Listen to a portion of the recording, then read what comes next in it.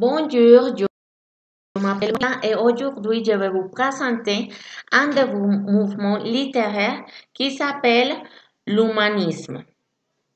Avant de commencer avec cette présentation, je vais vous dire une définition très complète que j'ai choisie d'un extrait qui a confirmé un auteur humaniste de l'époque.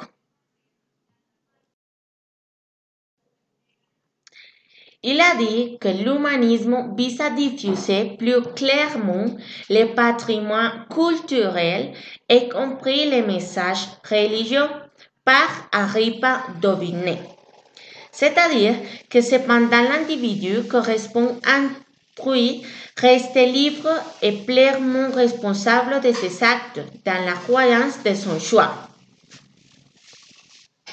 Tout d'abord, c'est nécessaire de dire que l'humanisme a des notions de liberté que l'on appelle le libre arbitre, de tolérance, d'indépendance, d'ouverture et de curiosité sont des effets indissociables de la théorie humaniste classique.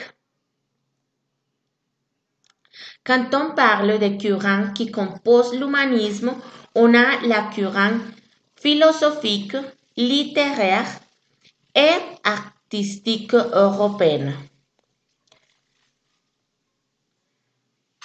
Pour continuer avec le contexte historique, l'humanisme consiste ou était développé dans la Renaissance, car l'humanisme est considéré comme un modèle de connaissance plus pur que celui affible au Moyen Âge. De cette manière, l'humanisme est né en Italie au XVe siècle et se répand en Europe à la faveur des guerres italiennes. D'autre part, l'origine du nom d'humanisme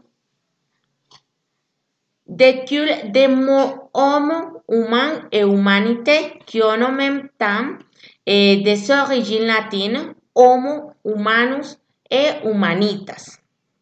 Ces termes désignaient les personnes sans distinction de sexe, femme ou homme.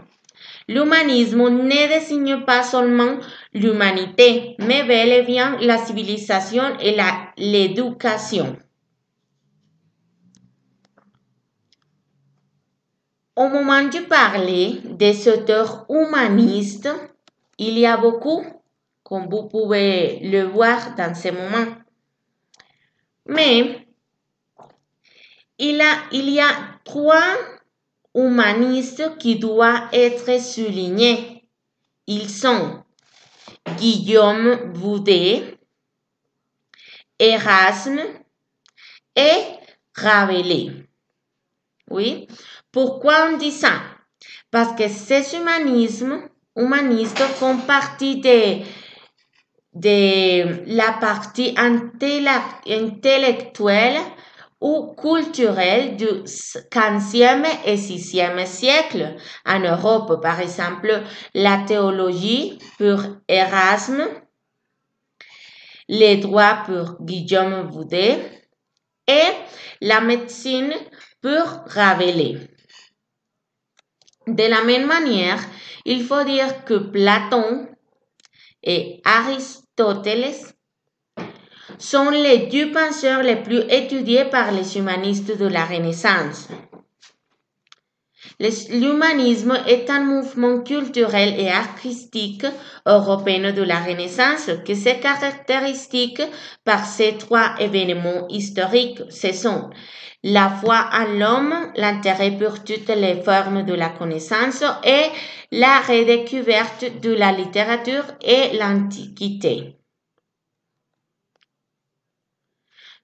Finalement, les caractéristiques fondamentales, c'est-à-dire les thèmes essentiels de l'humanisme, sont les suivantes. Car, par exemple, dans l'humanisme sont redécouverts les textes grecs et latins de l'Antiquité. Aussi, l'humaniste ont confiance dans la nature humaine et veulent rendre l'humanité meilleure grâce à ses connaissances et sa curiosité. L'humaniste cherche à acquérir la sagesse. En même temps, les humanistes remettent en cause les systèmes scolastiques ou sont pacifistes ou en même temps, ils sont enseignés de nouvelles disciplines. Par contre, les humanistes cherchent à construire une société idéale où, où les humanistes s'intéressent aux premiers écrits chrétiens. Bon, et merci beaucoup pour votre attention. J'espère que vous avez profité, savoir sur les mouvements littéraires, l'humanisme. Au revoir.